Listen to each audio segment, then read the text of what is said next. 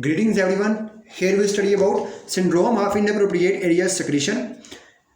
The name tells us that it is a syndrome in which inappropriate or excessive ADH secretions occur in the body. ADH is an antidiuretic hormone which produced from hypothalamus, and in this condition antidiuretic hormone secretion start increasing in body. Okay, first of all we do a quick review about antidiuretic hormone and its physiology, then come to its pathology. Here, take a look here. This is the hypothalamus and this is pituitary gland, this is posterior pituitary gland, and this is kidney. Okay, hypothalamus produce an antidiuretic hormone, and then it by its nerve cell it store it into posterior pituitary. When body need to save water, and body is a condition where dehydration occur, body need to save water from urine from our kidneys, then it hypothalamus tells posterior pituitary to secrete antidiuretic hormone into circulation, and antidiuretic hormone come into circulation, and on circulation it is directly go into kidneys, and on kidney tubular cells it has receptors. When it bind here, it activate these cells to produce specific protein which we call aquaporin. And when aquaporin produce, these proteins start forming tiny channels or tiny pores on the tubular membrane of kidney cells, and form a channel on the membrane of these tubules, and this leads to increased water moving into our blood vessels. Here is our blood vessels, and here is our blood vessels, and these tin channel form on the membrane of tubules. When these tin channel forms, all the water start leaking here into our blood, and it will leads to increased water in our body. Okay, this is the normal physiology of ADH hormone or antidiuretic hormone. Let's come to its pathology. What is the syndrome of inappropriate ADH secretion? It is a condition in which excessive ADH produced in our body. So first of all we have to talk about its causes and pathogenesis. What is the pathology or causes behind it? Why this secretion occur in our body? Okay, first most common cause is that it is maybe due to ectopic production of ADH. Ectopic mean it is a condition, any condition in which an normal physiological substance or hormone start producing else from body.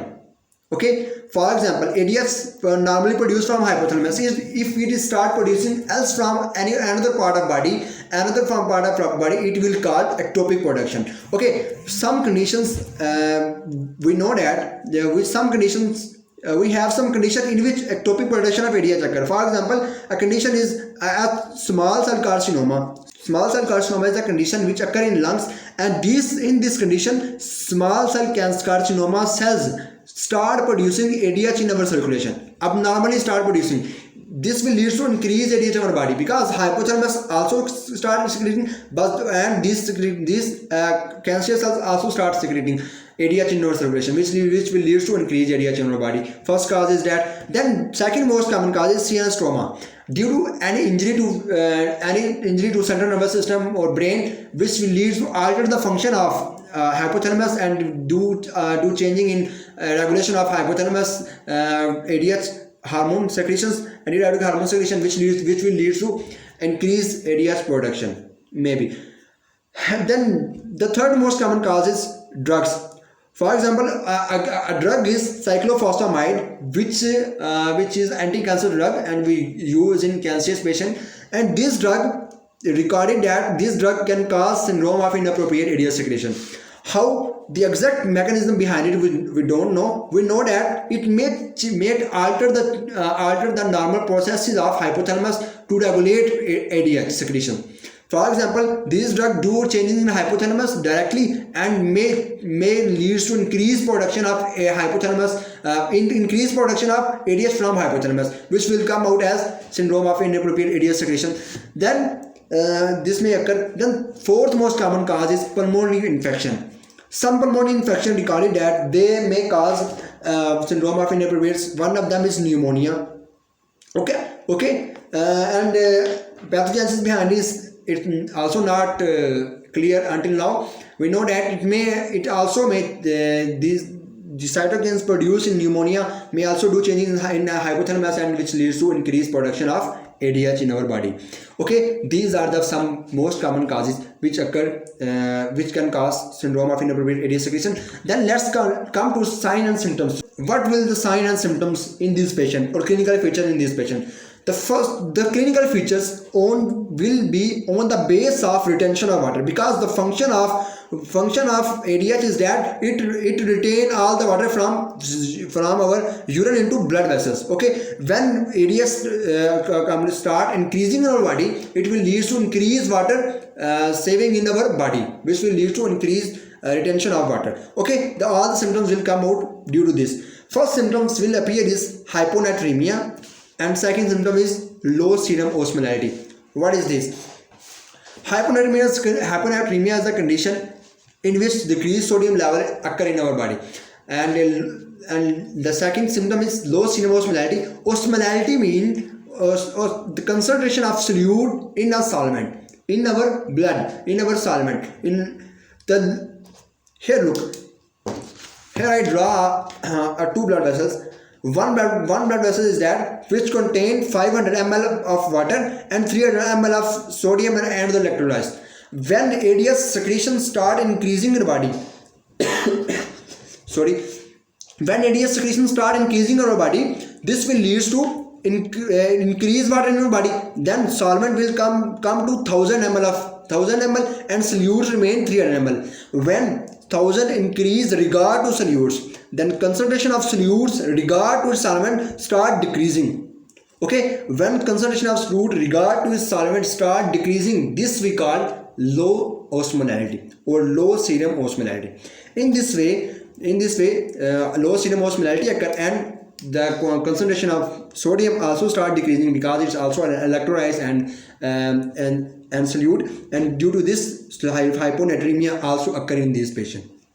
These are those main symptoms that appear in SIADH. Then at the last, then there is another clinical symptom which appear: cerebral edema and mental status change and seizures. These are three cerebral functions which appear in these patients. Okay, why this changing occur? Let's take a look. One function of these solutes or sodium is that they are main attractant of water in our blood vessels and extracellular spaces. Okay, when sodium and another electrolytes are normal in blood vessels, they make sure that all the water remains in circulation and extracellular spaces. In SIADH, because concentration of solutes decrease regard to solvent, which will lead to increased water in our body. This will lead to increased water going into our CNS, which will lead to increased water leaking from blood vessels and extracellular spaces into neuronal cells, CNS cells. When increased water leaking occur in CNS cells, this will lead to cerebral edema, neuronal swelling. When neuronal swelling occur, overall cerebral edema will occur. Okay, when cerebral edema occur, this can lead to this disrupt the normal function of neurons, and may affect the normal function of neuron, which will lead to confusion, and patient present with confusion. And at the last, there is seizures also occur in this patient. It is seizures occur due to hyponatremia. When hyponatremia occur, what will happen? There will decrease neuronal function, because neuronal function are maintained by sodium. If sodium's concentration start decreasing, then it will disrupt and change and alter the function of normal function of neurons. Due to this, the patient is present with seizures.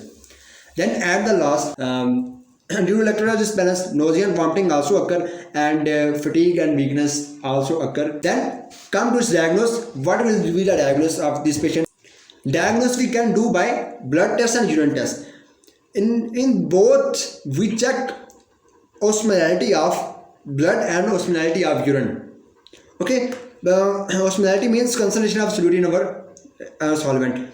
Blood, because increase solvent, because in due to increase of water, there will decrease solute and osmolality will decrease. In urine, because of increase of water retention in body, and low water will excrete in our urine, and this will lead to increase urine osmolality, because all the solutes remain concentrated in our urine, and patient present with concentrated urine with increased osmolality.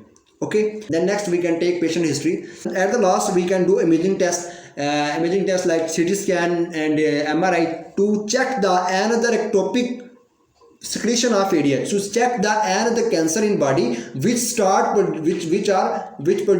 may produce any ADH in our circulation. For example, small cell carcinoma we can also check. First treatment is fluid restriction. Tell the patient to decrease intake of fluid, because if patient intake more fluid, there will increase retention of water in the body. When increased retention of